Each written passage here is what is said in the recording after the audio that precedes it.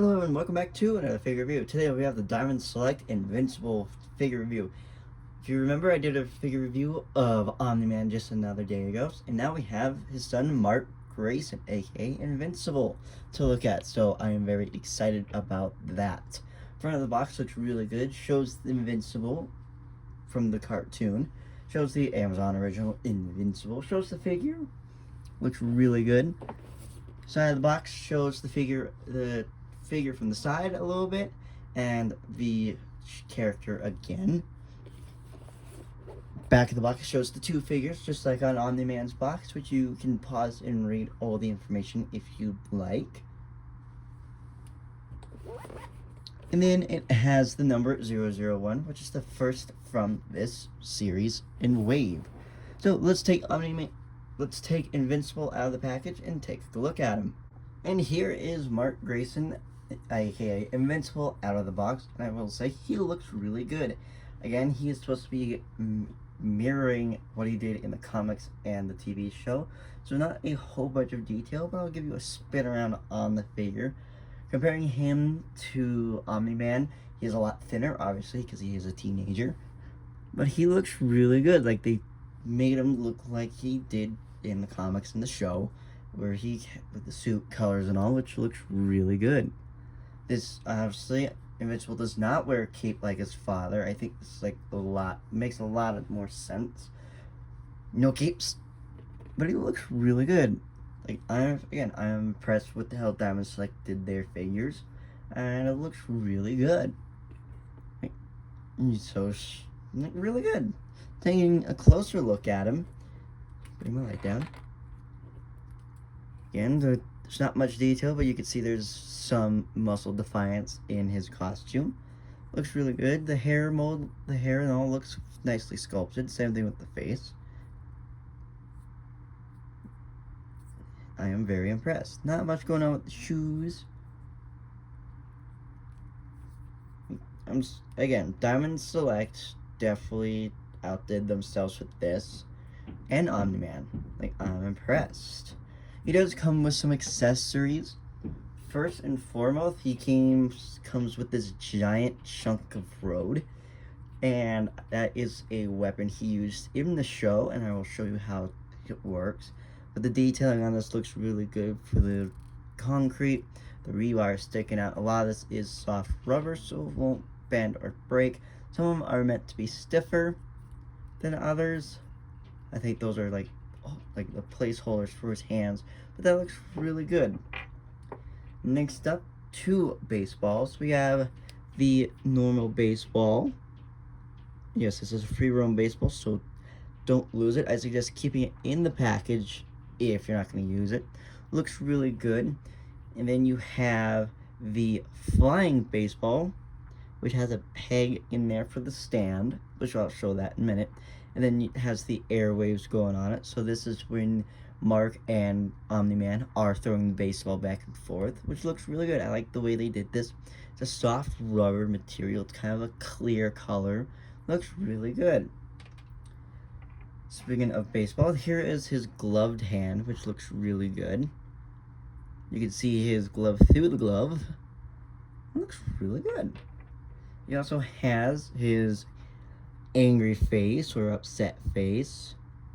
I will say with the pale skin, his white teeth kind of blend in with that, but I think it looks pretty well. Again, hair and all look really good. That's where you pop the head in. And then hands-wise, he has two grabby hands, which look really good. Obviously, he has his fingerless gloves, so you can see a little bit of his fingers. And then he has two neutral hands, or clapping hands. Looks really good. And there's obviously his fisted hands as well. And then he also has this clear base plate. Good thickness on that. And then these very good size stand, which can come off at the top and here as well. It's got ratchets in it. First time I've seen one with ratchets. You can see how it pops on and off. Or you could use any other base stand that you have, but it's nice that it comes with one as well. Let's take a look at his posability. Posability is going to be just like Omni-Man, so you're going to have a dual barbell at the head, so you can look down that far and not that far up. Again, for flying, it's going to be that same issue as Omni-Man where you can't look up all the way, but a good range of motion in the head. Good midsection, kind of tight, but there we go. Get it loosened up and you got a good crunch. Arms going to go out all the way, and then you can get a good swinging motion, like a lot more than Omni-Man, which is good. Have a nice swivel here. I think we'll do it. Yep, there it goes. Gotta get them all limbered up.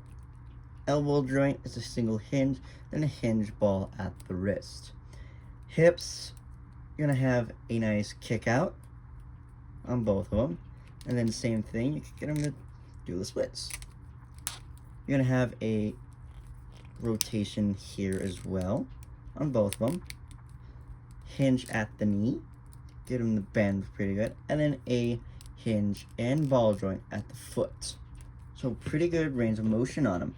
Let's take a look at him with his accessories. So here is with the neutral open flying hand, the baseball with gloved hand, and the flying baseball all look pretty good on him. Again, if you're not going to use the baseball, I suggest just keeping it in his box, just so you don't lose it, because that's going to be a very easy item to lose. And the stand works really well for the baseball. Here he is with both neutral hands standing on that chunk of road. I tried to get him on this stand for like a floating pose. Would not recommend using this one. It is way too flimsy for the weight of the figure. There are better stands for this for his fly mode, and I will show you that at the end of this video. But here he is, but it looks pretty good. The only thing I would use to stand on is definitely for the baseball. But he looks pretty good on that pose. And here he is with the chunk of concrete. Standing like that, he looks pretty good. If you were going to have him like pick it up and swing it, definitely use a stand. Some sort of figure stand to keep that concrete chunk up above. It's a little too heavy for his arms to handle, but I will show you again how I would do that myself. But he looks pretty good carrying it. Looks like he's ready to attack, and he's also got the angry face as well. Altogether, this looks like a really good figure. I will show you some of those poses I was telling you about here now. So here I just have him on a generic figure stand that most figures would usually come with. And what this stand is, instead of it pinning to the back, it clamps around its waist, and the arm is a lot stiffer than the one it comes with. Like, this one's good, but you could just kind of see it's a little bit flimsy. But this is one I would use. You could get like a pack of them off Amazon, fairly cheap. I'll put a link down to below for these, because these are what I use. And I'll also put a link down below to another company that's doing figure stands that I've seen a lot of people buy lately, which are really good stands, and ones I am getting my hands on here shortly. This is your generic stand, and it looks fairly good for that, clear and all, so looks good. And here he is with the concrete block about to swing it. And again, I just have that same figure stand, I use the clamps around the waist to kind of pinch it to hold it in place. It is a little bit cumbersome to get upright, but once you get it right, it does look fairly good. And that's how I would pose it like that. Obviously, there's thousands of poses you could do, but that's just one I would do, which looks really good. And here's the father-son together, which looks really good. I got them in their baseball mode like they were in the show and the comics, which both of them look really good together. I'll get them in a few action shots here as well, so you can see what they look like together. But both these figures are awesome. I got him in the pose that we all know from the scene about the train. It looks pretty good. Again, I used that same figure stand. Done right, the pose can look really good. Again, these figures together are just awesome.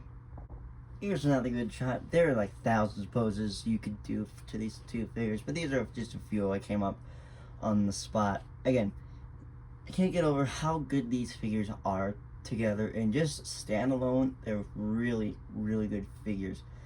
These figures are great for anyone who is a superhero fan or just a fan of the Invincible show and comic. They have a whole line of Invincible characters from the show. So anyone who's a fan of the show, These figures run from about $30 to $50, and then a little higher if you get the 2-packs and all. But these are great figures. Definitely worth picking up if you're a superhero fan or a fan of Invincible. And that's it for figures for now. I have a ton on pre-order from Hayat and SH Monster Arts that are supposed to be coming here shortly. And I mean shortly, I mean in the year to next year. So they're gonna be a little while until they get here. If I find any others that are gonna pop up that I find that might be interested, I'm gonna definitely review them. If you guys have any ideas, let me know down in the comment section below. And also, since you're there, don't forget to like and subscribe. You never know what's gonna pop up on this channel. Until then, I'll see you guys on the flip side. Bye!